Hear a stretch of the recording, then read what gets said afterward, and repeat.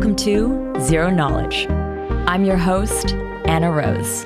In this podcast, we will be exploring the latest in zero-knowledge research and the decentralized web, as well as new paradigms that promise to change the way we interact and transact online.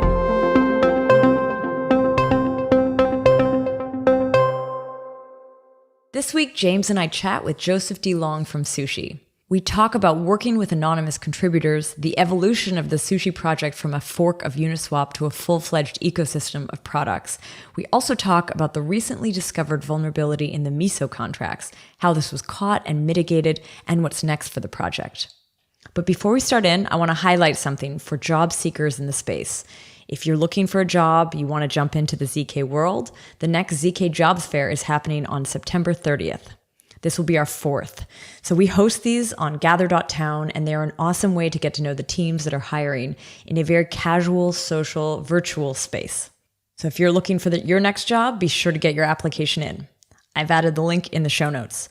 And for potential hiring teams, we still have some booths available, so do get in touch by emailing sponsorships@zeroknowledge.fm. In general, I recommend everyone checks out the new website. It's been up for now 2 weeks, and I'm pretty excited about it, and the updated jobs board. I would also like to thank this week's sponsor, Centrifuge, a real-world DeFi project. Centrifuge puts real-world assets on the blockchain, allowing issuers to get liquidity on their assets and investors to make a safe, stable yield in the volatile crypto world. It's built on Substrate, and so Centrifuge also is bridging the Ethereum and Polkadot worlds. And speaking of jobs in the space, Centrifuge is currently hiring for a number of positions. This includes senior Rust engineers, senior full stack engineers, security and DevOps engineers, as well as a general counsel. Head over to centrifuge.io/careers to learn more. So thanks again, Centrifuge. Now here is our episode all about sushi. So today, I'm sitting with James and Joe Delong from SushiSwap. Welcome to the show, Joe. Cool. Thanks for having me. Hey, James. Hey, Anna. It's good to be back. Glad to have you back. So, Joseph, Joe, this is the first time that we have you on the show, but it's not the first time that we've been talking about SushiSwap on the show. Last year, right after SushiSwap first launched, and actually right before Uniswap token launched, like in that little window, we did this episode, this three-parter rather, with Hasu and Tarun. And it's a really cool episode, maybe just the primer, that early, story of SushiSwap. So I'll put that in the show notes. But I'm so happy to have you on the show because I feel like you're going to be able to fill me in on like what's happened in this crazy project since then. But before we do that, let's hear a little bit about you. You've been in blockchain a lot longer than just your work with SushiSwap. I've known you from conferences maybe for like 3 years. Mm-hmm. So what were you doing before Sushi? Before Sushi, I was doing Ethereum 2 research for Consensus. We had built out a team called TXRX Research.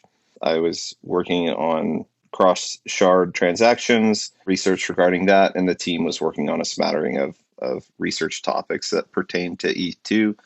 Before that, I was helping build the Teku client, which is the Java implementation of the ETH2 client built by Consensus. All right. Were you working with Ben, actually? Yep. Ben almost fired me like 1,000,000 times. Oh, shit. Yeah, he's awesome. But I was got a little crazy on Twitter a few times. Once in particular with Charles Hodgkinson, and then another time with some other people. Well, getting crazy on Twitter is part of the job now, right? Feels like it, yeah. I enjoy it. What kind of made you step away from that? That's an exciting field of research. What made you decide to move more towards a dApp or DEX? I've seen a lot of people make this jump from protocols to dApps. I feel like working on protocols is similar to maybe doing military service or something. Right. It's something that's not incredibly glamorous, but is something necessary. And the risk reward is, relatively balanced, relatively low. Okay. Yeah. And so Maki asked me to join Sushi, and I had been kind of participating in all this DeFi summer stuff. And it intrigued me to get into DeFi, especially As James will know, this mashup of kind of where DeFi space meets protocols is pretty interesting as well. When was that? Like, you weren't part of this first team that we were talking about last year on the show, I don't think. So yeah, at what point did you start to think you might be joining?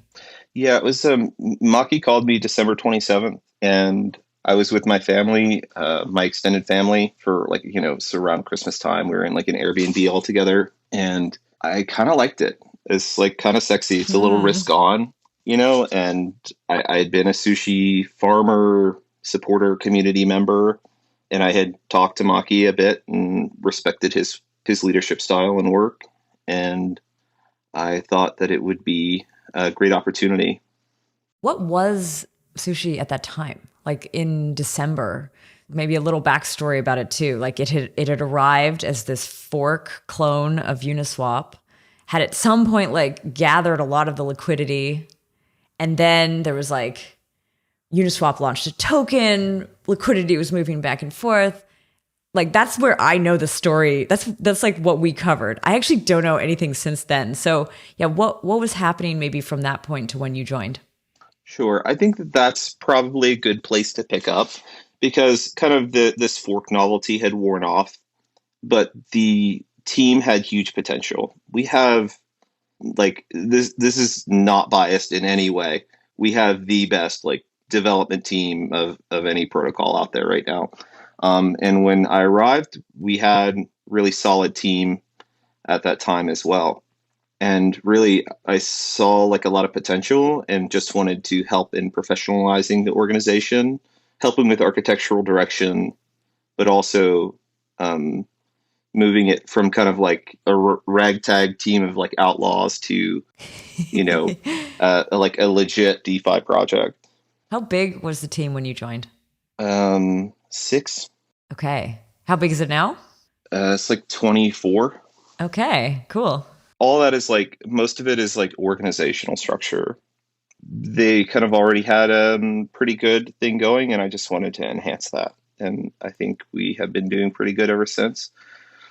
We still kind of lag behind in some of our hiring. I'd like to be hiring maybe at least 12 more developers across protocols, front end, smart contract developers. But yeah, I think we're in a really good place right now.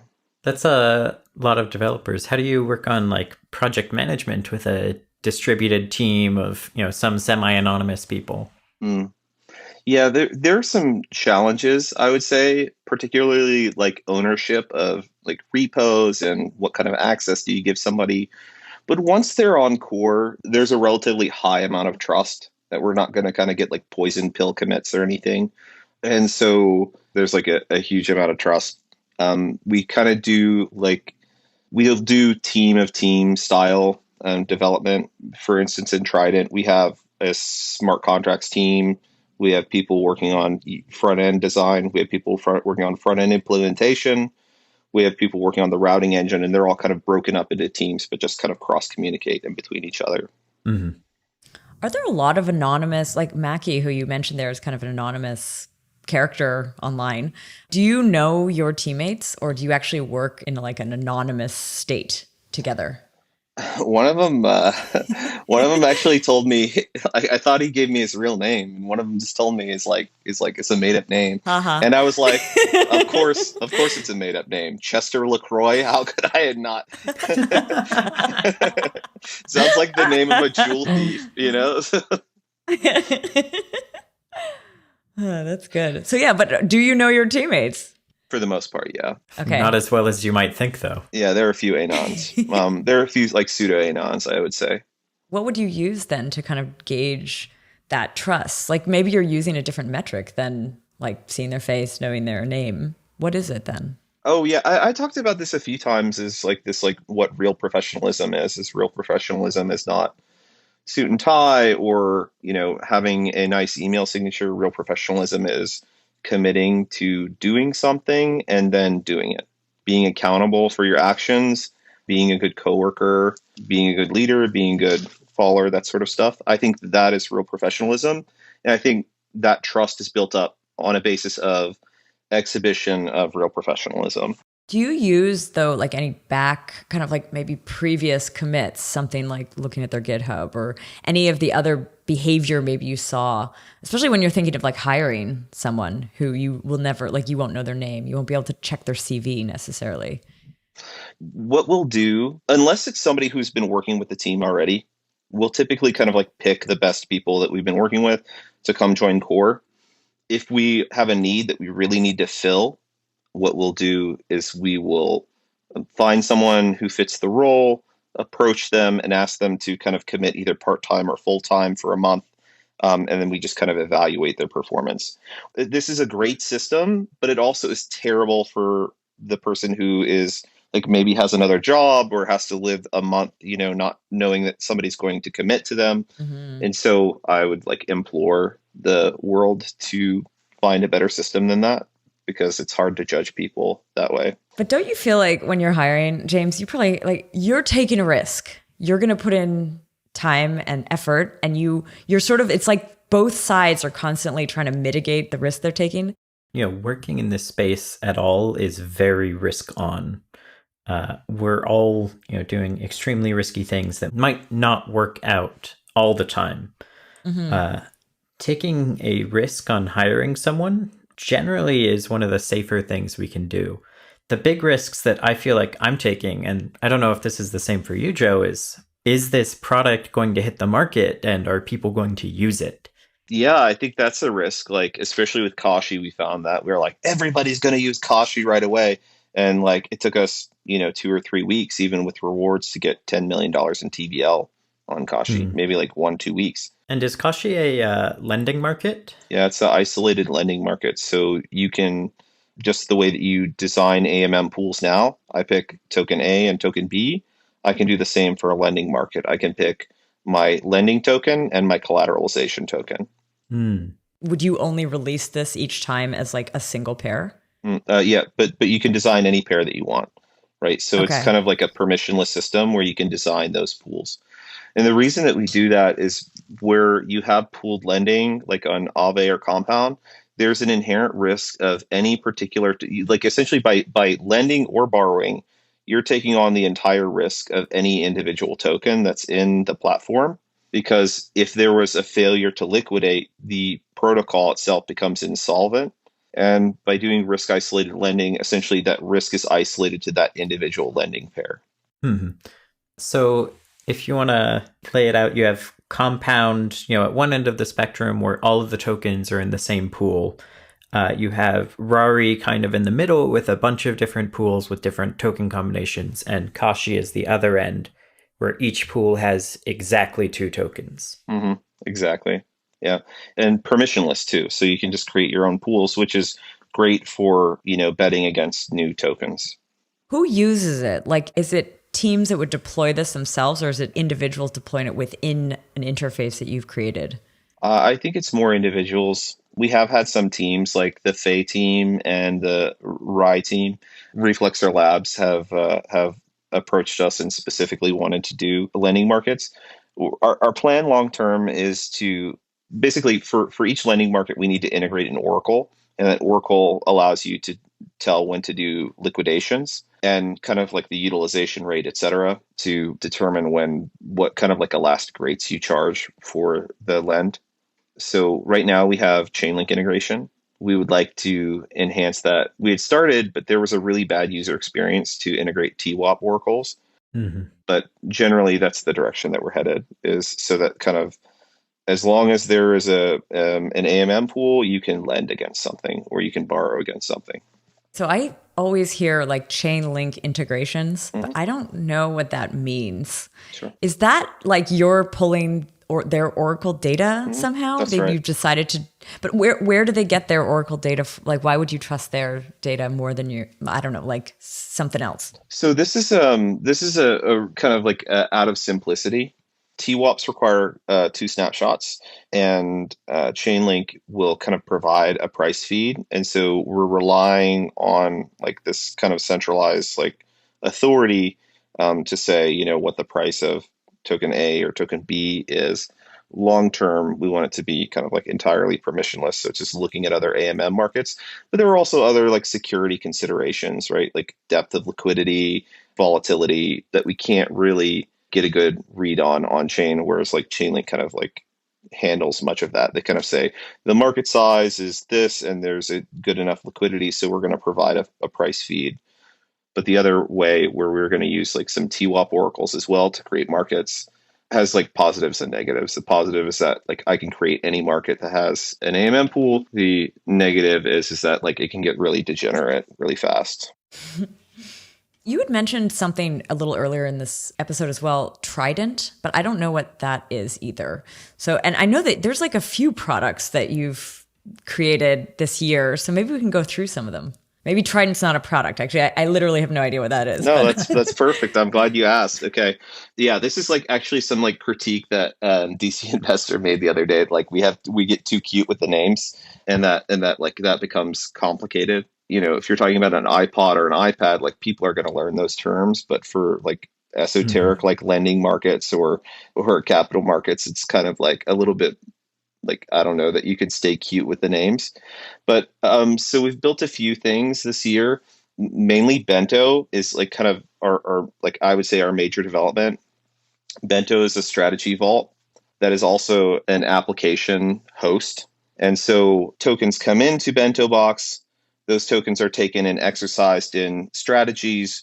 And then a virtual balance is made on top, available for applications that you can build, like Kashi, like Trident, etc. When you say strategy vault, are you thinking, is that like Yearn strategies? Is it sort of similar to the idea that like you put money in and behind the scenes, like there's all sorts of mechanisms happening with your funds. You don't have to know about it. You don't care about gas prices. Mm-hmm. Is that what you mean when you say strategy vault? Totally. Yeah. So that it goes into the vault and then there are strategies that are attached to it. Right now, we only have a compound strategy. But we're adding an Aave one, and we're adding like we're integrating with Yearn more deeply as well. But basically, those tokens that you deposited into Bento are then like getting exercised in the best yields, and so up to 80% underlying of any particular tokens. And so this allows us to build applications on top that have access to a virtual balance, which is a claimed tokens underlying. So Kashi. Well, maybe like you deposit your collateral and that collateral isn't being used. That collateral is actually taken and being used in a strategy underneath. Oh, wow. Yeah. And you said other protocols could also be built on top of Bento. So it's Kashi was this just a very narrow lending, two sides. Yeah, isolated lending. Like two tokens. Yep. Isolated lending, sorry. Yep. But what else could be built on that? So we built our next AMM, Trident, on top. Okay, there's Trident. Yeah, okay, so cool. Trident is another application on BentoBox. And we built a lot of different features into this, but like consider this, right? I'm an LP. I'm an LP on Sushi right now, and we're using kind of V2 contracts. And my underlying collateral is only used when a swap happens, and then never all at once. So if you think of like the capital inefficiency of that, say I have 50 markets with ETH in it. And in terms of like, let's say TVL for ETH is $1 billion, like in dollars for that ETH. At any moment, there are probably $20 million worth of swaps actually occurring. And so $880 million of that ETH $980 million of that ETH is, math is hard, is being underutilized. And so that up to 80%, so we would take 800 million of that underlying ETH, and that would get invested into a strategy. And then the other 20% would be made available as like cash on hand for the swaps that are occurring. But the swap pool would behave as if it had the entire amount? Exactly. So it would give you the lower market impact implied by the higher amount, but it would only have immediate access to a small proportion of that. The rest is invested earning returns. Yes, but if you think about it, if you spread it across the entirety of the market, right, the way that we had engineered BentoBox, it kind of like coalesces at the base layer. And so if you think about it in the entirety of the market, right? Let's say that we have a billion in TVL of ETH, right? And then there are 800 million invested. How many trades are going to happen that occur that are going to be more than $200 million in ETH, right? It's like the price impacts would blow you out anyway. And so like that 20% is immediately available. And then once it's been withdrawn, like let's say that I am a crazy whale and I have 250 million in ETH locked in Bento, and I trade for 200 million, then rebalance is called onto the strategy, and that returns another 20%, and it kind of creates this inverse log curve of withdrawal. And so I can do 200 million, and then like whatever the next 20% comes back, and then I can withdraw my 50 million. Mm-hmm.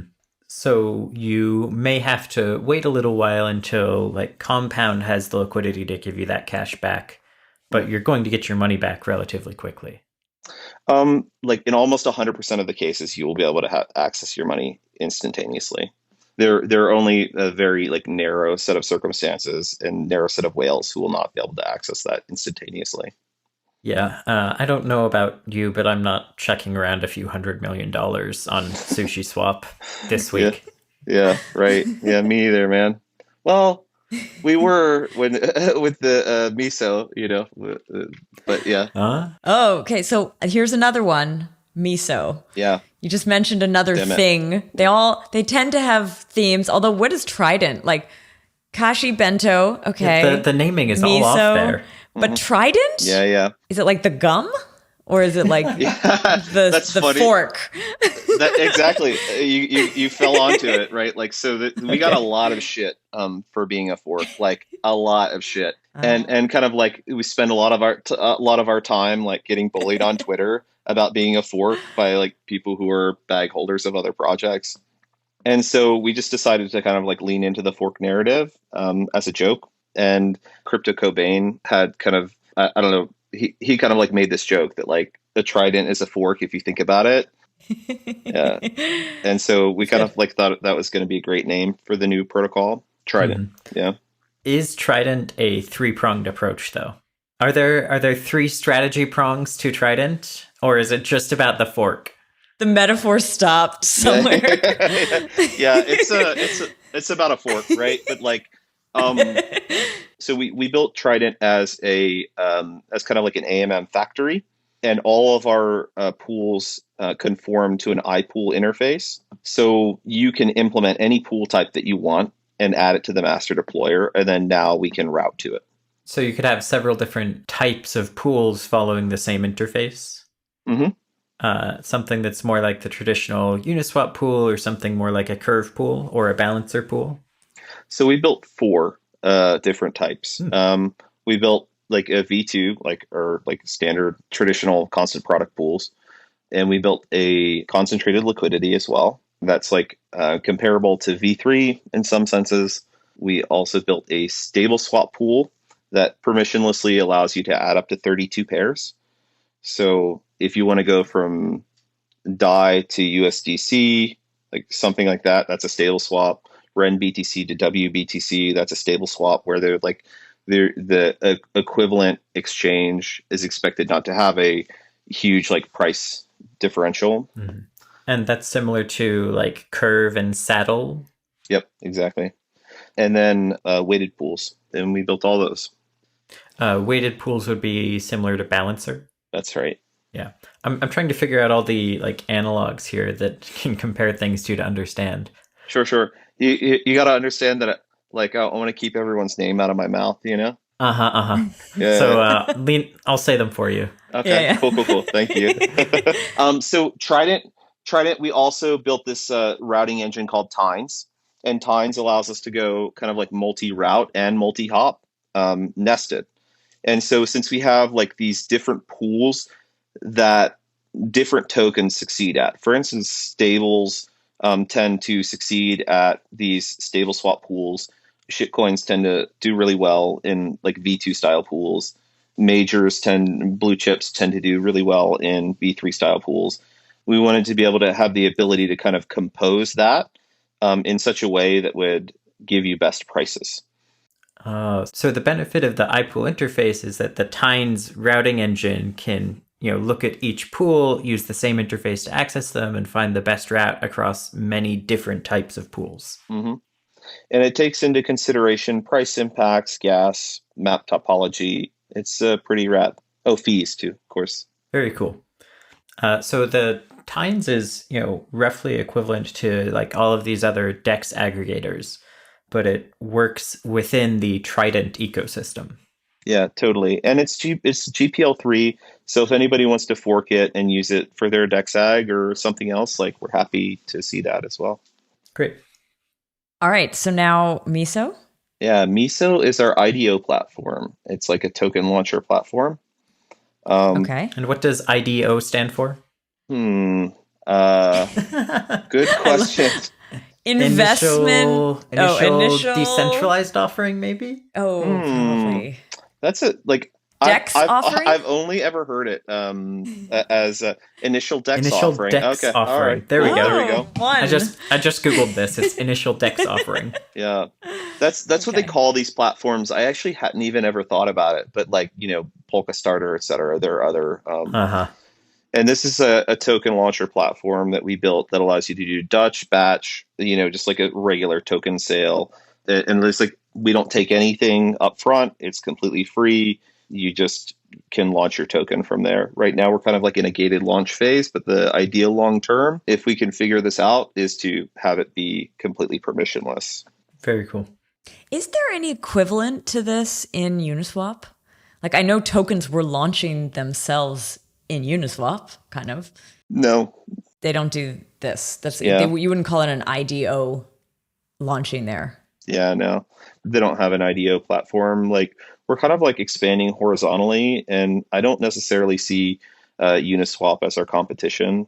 Okay. That was actually a question that I had. I know that there's more products, so we won't move away from that, but that was actually a question of like nowadays, a year later, I mean, it sounds like it's very, very different from Uniswap.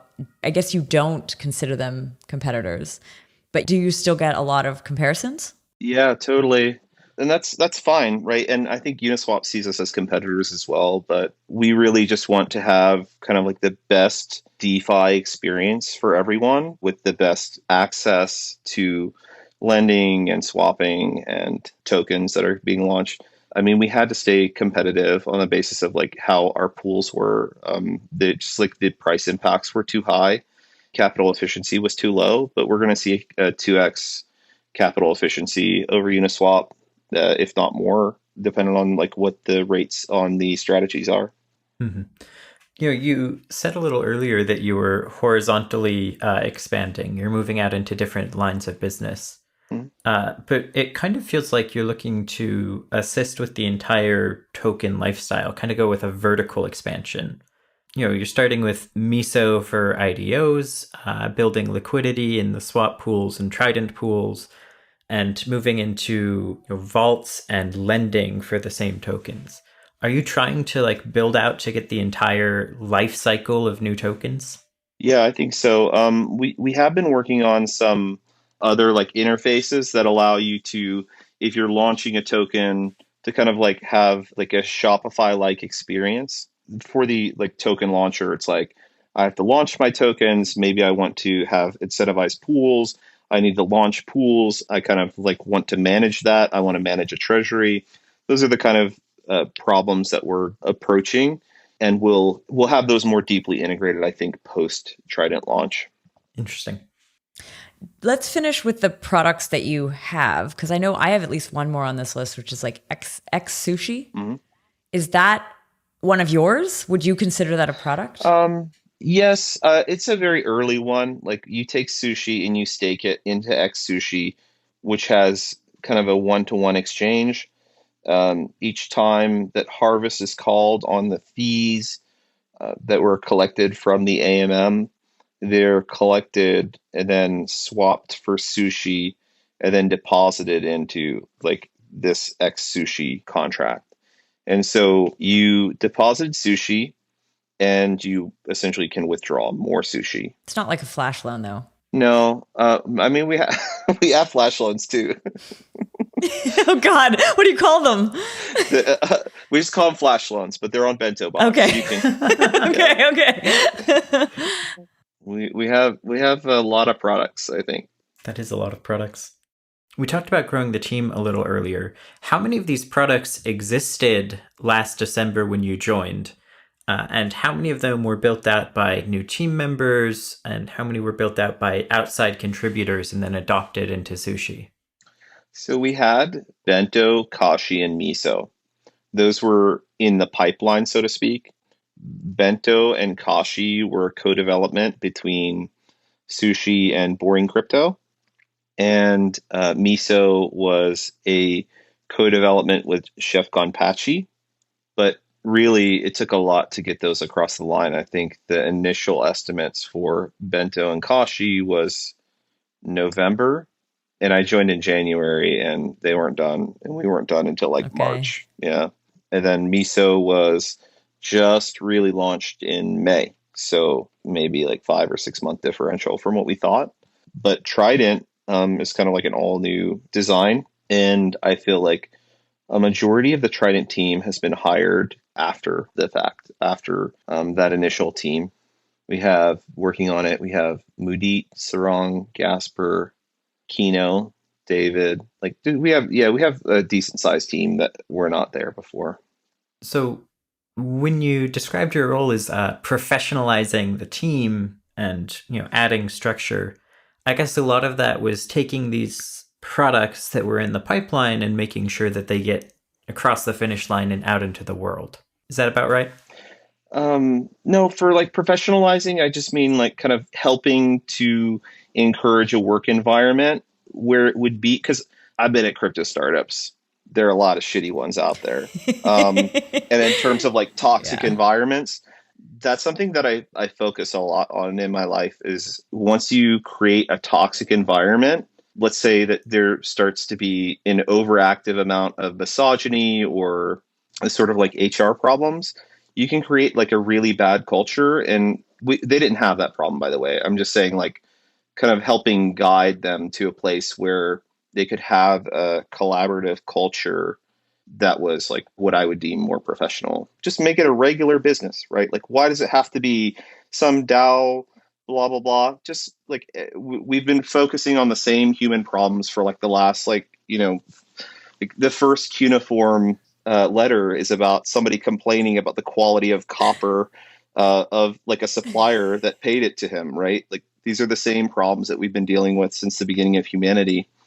And so just like because we're a DAO doesn't mean that you can act crazy, right? Being a DAO just means we're more like a decentralized company. Mm-hmm. So your opinion here is it seems like you're saying that we don't need to throw away 10,000 years of human experience in order to work on cool decentralized things. Yeah, totally. And it also sounds like just because we're at the cutting edge of something doesn't give us the right to be assholes. Yeah. It's like cowboy. It's like cowboys. You're like, you want to, shoot the guns and be bad. Mm-hmm. But I think we're all just assholes for fun. Like that. I mean, this touches actually something really close to me is like, if you look at let's say the Ethereum Foundation, for example, like how many of those like early founders like Vitalik and how many of them were like, Charlie? Yeah. It's like trying to find a way. I was waiting to see who he's going to say. Yeah. Which one do you pick? Yeah. It's like, who's on the other side? There are so many choices, though. But just because we're out there on the edge doesn't mean that we can't act normal. We should treat the people that we're working with the same way that we would treat a coworker. The idea that we're just not in the same like dimly lit like fluorescent building doesn't mean anything. Mm-hmm. You think we've gone and thrown the baby out with the bathwater on this one? Yeah, totally. I think I agree with that. So one thing, Joe, is there any other products that we did not cover so far? You said there's a lot. Oh, there's Shoyu. Shoyu is an NFT platform we've been working on. Yeah. Ooh, I had a little NFT question coming up, so maybe we can explore that. One of our developers kind of like wanted to work on an NFT platform. And so they kind of like applied for a grant and got one. And they're currently building it out. I think we're going to see early alpha next month sometime. And yeah, that's going to be great. Like creating, swapping, a good space for artists just all around. This past week, as we're recording it, Sushi was in the news, the crypto news again, but not for the fork and not for product releases, but for a found vulnerability. I think this episode will only come out in 2 weeks. And I know this is quite fresh for you, but I would love to hear kind of, well, I want to understand like which product, first of all, was this in and what was it exactly? So it was in MISO, which is our IDO platform, our token launcher platform. And this occurred during the BitDAO sale. So I see. Yeah, BitDAO sale sold 350 million USD worth of BitDAO tokens. And that was what was at risk. Luckily, I get a DM from Dan Robinson, shout out, that says you up. And then I got another one from Georgios from Paradigm. And like, keep in mind, this is on the heels of me just like absolutely publicly eviscerating them for what I deem to be self-dealing for Paradigm and one of their L2 platforms. And so, yeah, like fate loves irony, of course. And so these are the folks that were going to save you. You didn't know? Yeah. So what happened? I think it gets a bit wild on Twitter, I think. But yeah, so they messaged me, and Sam CZ Sun has found a specific vulnerability in which our message.value can be utilized more than once using one of our batching methods. Like, this is why everybody says use WETH and not ETH. The reason being is that we have a uniform interface if we're all using ERC20. Mm-hmm. And in this instance, it does not. And so message.value, you make a deposit, and message.value can be used multiple times. And that would be great. It actually wouldn't matter, right? They could buy a bunch of the token and they would just be stupid, but BitDAO would just issue a new token and say, whatever, sorry. Like, because this is an initial launch. So like, we're not talking about something that is already like entrenched. But we also had a refund method that allows you, if you overcommit, to withdraw. And so you could overcommit like the entirety of the ETH, increasing your balance, and then you could withdraw at the end. And this even could go after the auction was closed, before the auction was finalized. So the net effect is that you could steal the whole proceeds of the auction? Yes. Wow. Would you have had to do this in batches, or could you do this in like one or two? Is this like a funneling? Is it you have to deposit, take out, take out? Or is it like... You could have done it atomically, yeah. Like, as long as you were inside the gas limit. Wow. Yeah, pretty much sucks. Yeah, that was a pretty stressful day. But it didn't happen, right? Like, this, what you're telling is it's a vulnerability, not a exploit. Right. So yeah, all the funds were safe. But like, the thing is about like vulnerabilities is like, it's information asymmetry. It's like, if that information is to get out, the fact that anybody knows it, right? Like, somebody discovered it and then they approached us. But the fact that like, if there's any information leak on that, like, it could be exploited. And so we're kind of like sweating and looking through like mitigation efforts with help from like our partners at Immunify and Paradigm. And so we're like looking at mitigation methods. One of the ways that we could have done it, first one was just buy the rest of the round, right, and call it a day, and then have them finalize. The other strategy was a white hat attack, where we become the admin for the auction. We take a flash loan to commit the entirety of the remaining, then finalize the auction. And this is a great strategy, I think. It's like a nice happy medium. There are problems with like accounting that we need to sort out in the end, but the problem is the information asymmetry still. Is we need to get admin from BitDAO. And you don't want BitDAO to know about the vulnerability. No, we don't mind that they know about the vulnerability, but we want to wait till the absolute, because like people don't know how to deal with these situations. We want to wait till the absolute last moment to reduce the probability of information leakage. So we build out this white hack, takes about 2 hours. Then we approach BitDAO and they say, we don't like this approach. We would just like to ask some people who are going to contribute to this auction to like who are already planning on like participating to participate now. And then we will cover the maximum, because Dutch auctions end once you reach like a maximum price. They will pay to the maximum price, and then they will call finalize on the auction. And that's what they did. They put it together. BitDAO was great. They did it in like, I want to say 20 minutes, something like that. Like they got the commitments together, had the committers commit, and then finalized the auction like very quickly. But we needed to have the white hat prepared because we couldn't really approach them, because like then we would cause like more information leakage. Yeah, so there was still one vulnerable contract. We had NCG. So that NCG auction was coming, and that was the only other active ETH MISO token auction. Luckily, it was closing in 4 hours. By the time that we had resolved the BitDAO auction, there was maybe like 2 hours left for NCG.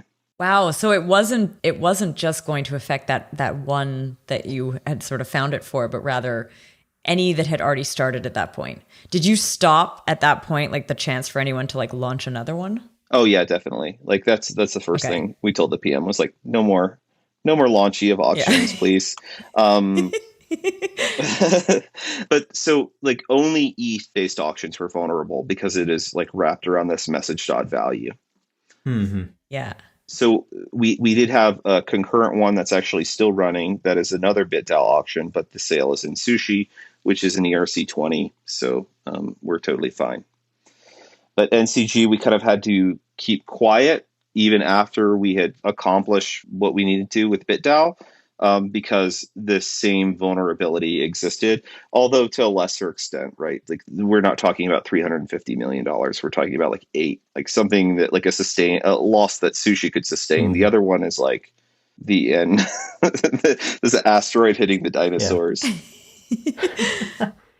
Do you think if there had been losses that Sushi would be responsible for those? I guess like the question behind the question here is, you know, we go through a lot of effort to try to get assurances on these contracts. I know that you went through audits, and I did some informal review of MISO, and that multiple teams and individuals failed to catch this. What is the right way to handle user losses in these sorts of situations? Because we obviously can't prevent them. Yeah, like we had 2 audits, and we had a formal verification, which like formal verification is supposed to be like a lot more, like assuming that it's complete, is supposed to be like robust. And then we had informal audits, right? We had people like review it. I wasn't going to blow you up, James, but yeah, like James like helped us like. I'm happy to blow myself like, up. Even when we were talking to some of our auditors, some of them were like, "Hey, you know, sorry we missed this." It was like, I mean, you know, so did we, right? So did everybody. But back to the question, which is like, how do you deal with one? I feel a sense of responsibility for that sort of stuff, right? Like I would want there to be some amends. But, you know, the Sushi treasury is much less than $350 million. So what do?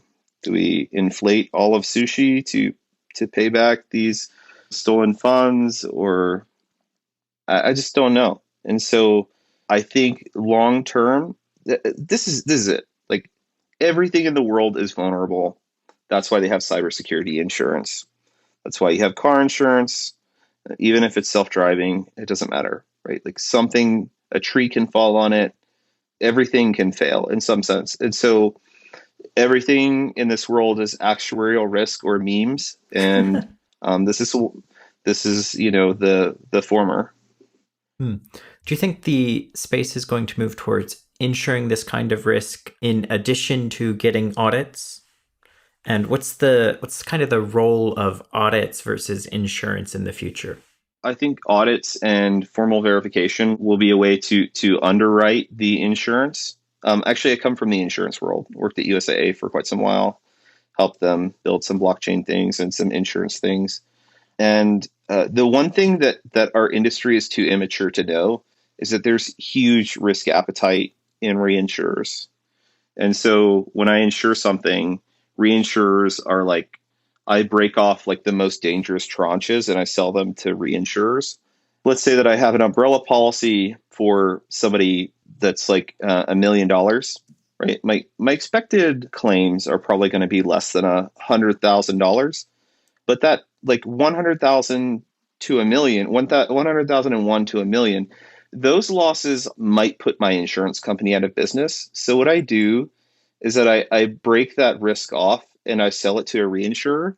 And that's how I see it happening in the future. I even think like traditional reinsurers like Munich Re, Swiss Re, Lloyd's of London, like I think that they'll have appetite for this sort of thing, especially as the expertise grows and we can put an affirmative actuarial risk around something. Mm-hmm.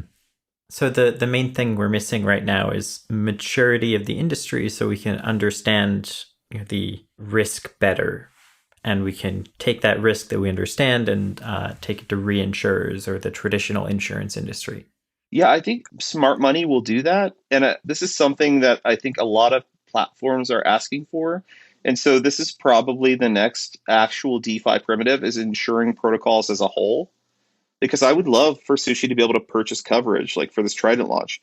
I'm nervous as shit, even though we're going to have so many, audits, formal verifications, like code contests, like bounties, but like still there's risk, right? And so like it would be better to offset that risk. Yeah. To wrap up this story of this exploit, like, has it all been resolved? You kind of mentioned you had the different kinds of ways to mitigate it, but what do you do now with that? Yeah, so we're going to improve our contracts. The first thing that we're going to do is disallow ETH, maybe, or that's probably not a bad design. But we should do post checks, and that this like kind of this virtual balance of what we say is there in ETH matches what is underlying in ETH. We should do that for all tokens. I think that's like a revert check. But like, I don't think that's satisfactory enough, especially because we have encountered like some like intricacies that are not vulnerabilities per se about these contracts. And so we just don't feel confident in the set anymore. And so we're going to go through another audit as well as make some like our own internal review on top. Okay. So you're going to kind of like put the product on hold for a bit. Yeah. Or like pause this service in a way. We're not going to have any auctions until September. So we're going to have time to thoroughly review and make sure there aren't any additional vulnerabilities. Got it. A lot of DEXs right now are at least experimenting with L2s. There's a lot of dApps in general. A lot of DeFi projects are thinking of having kind of two instances, one on the main chain, one on the L2 chain. Sometimes people are like looking at even other EVM compatible chains to potentially deploy to. What is the strategy right now for Sushi? Yeah, sure. So we're taking this approach of going everywhere. Oh. And so we are we're one of the first DEXs to deploy kind of on all these individual chains. We have a huge presence on Polygon, Phantom. We have deployments on OKEx, Hecko, BSC, XDAI, Harmony, Avalanche, Celo, and Palm now. That's a lot of places. Yeah. So L2s are really not a big deal for us. The deployments are approximately the same as they are for our main chain. There is like a bit of fragmentation of liquidity, but our current understanding is that liquidity is going to remain on that chain anyway. So it's not really a fragmentation of that liquidity. Yeah. We can't really avoid that, I think. There's a few missing from what you described. Like, for example, you're not like, unlike, and I know you've already said, don't compare us to Uniswap, but I'll do one last one. So they're also on Optimism. You are not. I understand that there was something went down there. Kerfuffle. Okay. Kerfuffle. Yeah. So what happened was we were excited about Optimism. We really wanted to deploy there early. In fact, kind of like, I think I tweeted something to the effect of like, whatever the Genesis block is will be deployed in the next block. And so we helped them early on, like debugging some of their tooling that wasn't working, like being one of the first projects to deploy there. And we had worked on our deployment. It seemed ready to go. And we had a call with Optimism to say, hey, we're ready to go. And they told us that we couldn't go until Uniswap deployed. And we weren't super happy about that, especially after we had like kind of worked on their platform. And, sometimes like one of the things you do is that you lend your credibility to these early projects. And we're kind of lending them this credibility that I guess they just, like, in my opinion, don't deserve. We were getting ready to deploy, and basically we had to stop so that their preferential partner, Uniswap, could deploy, who wasn't ready. We had to wait until they were ready. That's nice, right? Like, but we're ready and we want to go, and to assert the preference. The problem is all around protocols, actually. Like, there's this idea of credible neutrality for operators. They have to be credibly neutral, because there's a lot of things that a sequencer or an operator or whatever you want to call it, a block producer, can do, like transaction censorship, et cetera, like unfavorable block ordering, like censoring, like there's a ton of things that you can do in that position. And so we wanted to, like, if there's no credible neutrality there, and the preference is like, what if Uniswap says we don't like Sushi's contracts, right? Like, will you censor them? Like, maybe they will. And so we need a credible neutral actor. And so that's why we're going to prefer Arbitrum for our optimistic rollup. And we're going to take a wait and see approach to see if Optimism succeeds. I think that they have worse opcode coverage. They don't have an on-chain prover. There are a lot of issues there, and Arbitrum seems ready to go and has really decent opcode support and leadership. So I think we're going to prefer that. I think it's interesting that you bring up credible neutrality, which was introduced in a blog post by Vitalik a year and a half ago. Vitalik and Hayden from Uniswap and Carl from Optimism are all old friends.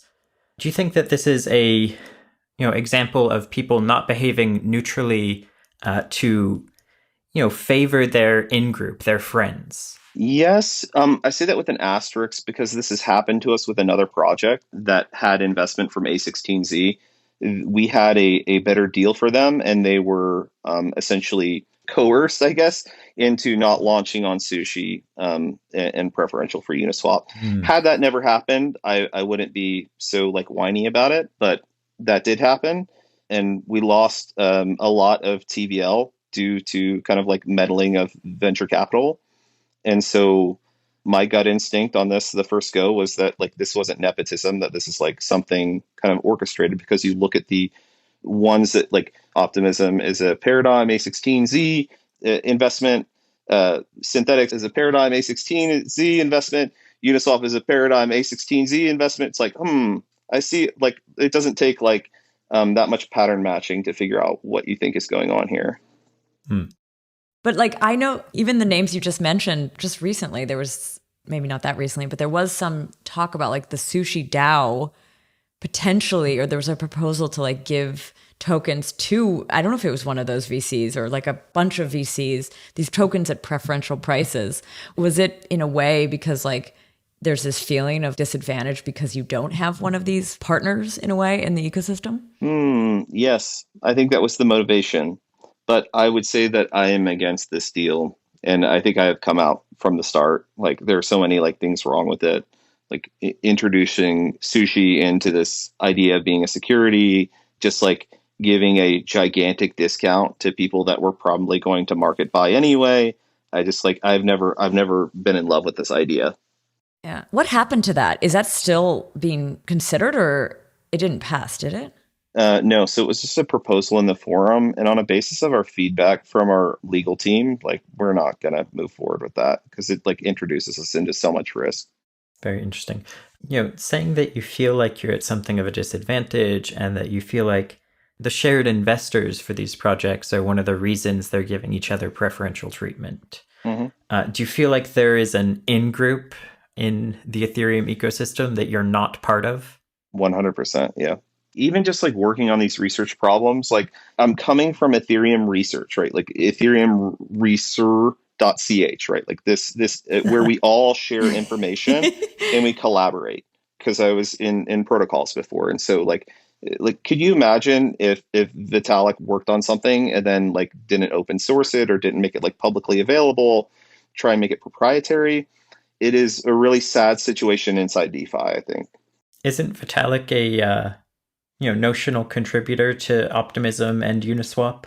I mean, he came up with the idea of AMMs, right? Like that's that blog post. I mean, he came up with a lot of different ideas that he publishes in ETH Research and in his own blog. But I wouldn't lump him into that. Like, excellent working on protocols with him. But like the point I was making about like ETH research.ch, right, is this idea of like free and open working space. I've tried to work on other like DeFi primitives that are coming out that interest me, like things that like Paradigm are working on, but their research is proprietary, and I'm kind of like boxed out because I'm like quote unquote a competitor. It's like, okay, then we'll fight in the dark or whatever, right? Like or fight in the shade. That's what they say in 300. Yeah.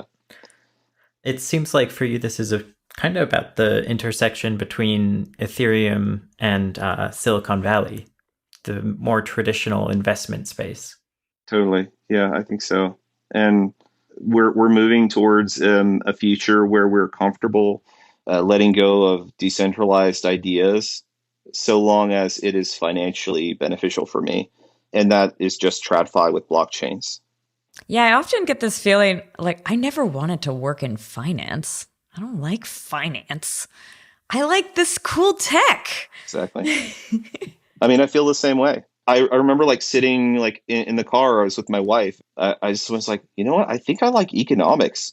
And she's like, I know. And I was like, I thought I was a software developer all this time. Like, Oh, that's so funny. I don't know, because I feel like I've been involved in this for 7 going on 8 years, and I feel like that's been the long-term arc of the space, is away from decentralization and towards things that capture money. let's push back against that. Like, that idea seems really good for business in a short-sighted sense, but misses the long-term idea that we wouldn't be here if, good old Hodgkinson had his way and Ethereum was a business and he was the CEO, right? And if they had have like closed the source on one of the clients, right? Or Linus Torvalds didn't give away Linux for us. It's like Satoshi said, actually, I want to turn Bitcoin into a business, right? Like that. Mm-hmm. If it wasn't for those kind of like pioneers, if we wouldn't exist here today. And I think that what you're building on top of the chain is in some way like business proprietary. Like, I have some bad news for you. I think that there are a lot of people who are smarter than you who saw the incentives for being more collaborative. Very interesting. I think together we've gone on quite a journey from like last year's DeFi summer, the episode that we had done, to now, and all of these products, all of these developments for sushi. But what's next? What's happening in your world? You'd mentioned like you're going to pause MISO for now, but like what else is on the roadmap? What do you see next year looking like? I mean, we're rolling out products just like crazy. And so we're going to continue to improve what we have and roll out new products. We're going to continue to scale horizontally until we feel like we've approached, critical mass in that sense, and then do better like vertical on the product. We are going to finish up Trident. Then on the roadmap, we have some improvements that we would like to make to our existing platform. We want the UX to be kind of what I would describe as like normie friendly. And that requires us to enhance our gas relayers, integration of the products together more tightly. Yeah, that's kind of like what's in the near term. Are you excited? Yeah. I'm crazy excited about the future of sushi. That's the only thing because it's stressful. There's like I'm not a billionaire, and so I have like not billionaire problems. So I have, a wife and kids and like my normal life. Sushi is an immense amount of stress at some moments, and like that manifests itself sometimes in like crazy shit posting on Twitter.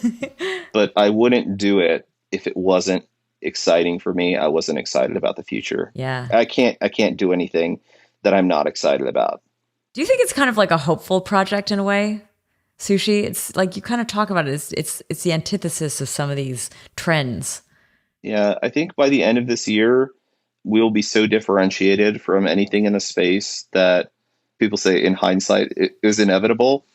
In hindsight, it will seem inevitable for sushi. Okay.